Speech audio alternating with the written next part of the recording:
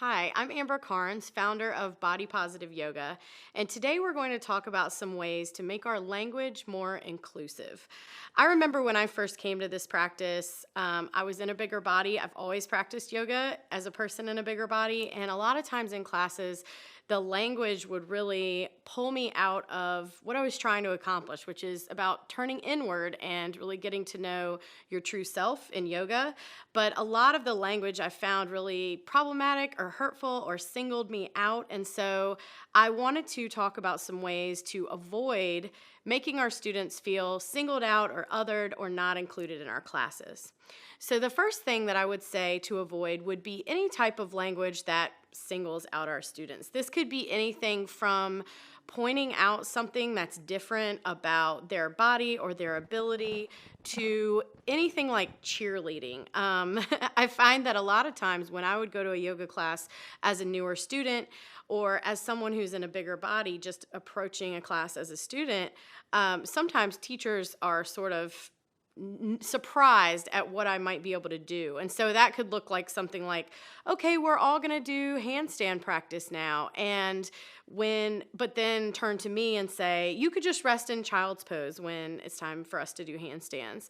And often, if I would join in with the practice, it's sort of like, oh, that's so amazing. I didn't think that's really good for you. So even if it's well-intentioned, which I'm sure that it is most of the time, it can really make a student feel self-conscious and singled out.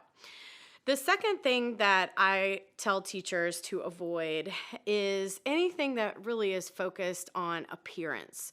In yoga, what we look like really doesn't have anything to do with our practice.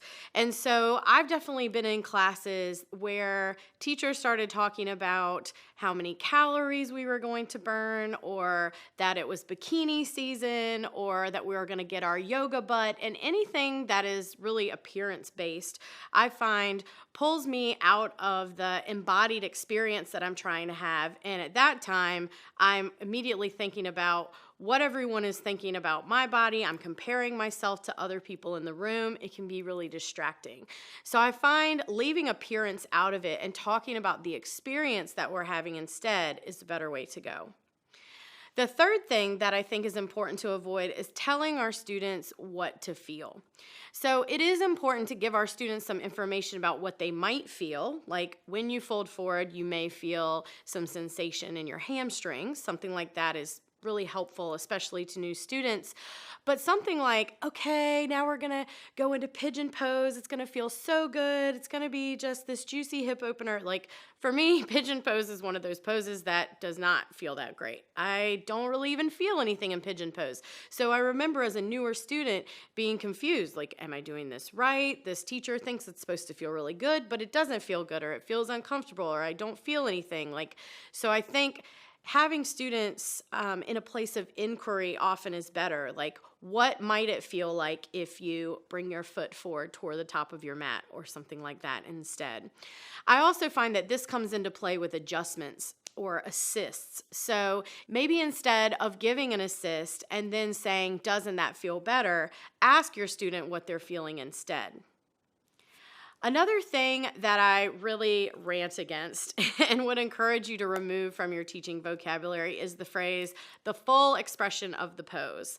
So this phrase does a couple of things. It implies that there is one full, true, real yoga way to do the pose, and everything else is sort of less than. So it establishes a little bit of hierarchy. The other thing it implies is that this full expression of the pose, which is usually then demonstrated by the teacher or by a really flexible student, is both safe and possible for every body in the room, which is often not the case.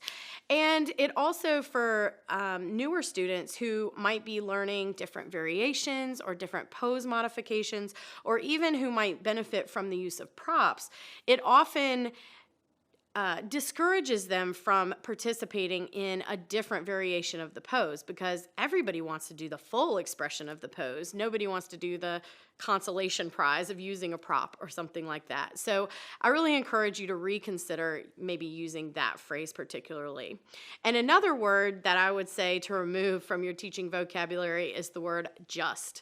So I work a lot with students who have mobility limitations, or maybe are older or stiffer or recovering from an injury, and this word just comes up a lot. So just step your foot forward from downward facing dog into a lunge. Just pick your leg up off the floor. Just come to standing. Like those things, the just, even though this is a really subtle change, can imply that this is something easy that you should be able to do. And when students start thinking in terms of what they should be able to do rather than where their body is right now, today on the mat, that can really get them out of the present and embodied experience and off comparing themselves to their past body, which might have been stronger or fitter or thinner or younger. So removing that tiny little word just can really be more helpful to your students. And then finally, something to avoid as well is gender-specific language. So you can't really tell someone's gender, what they identify as, just by looking at them.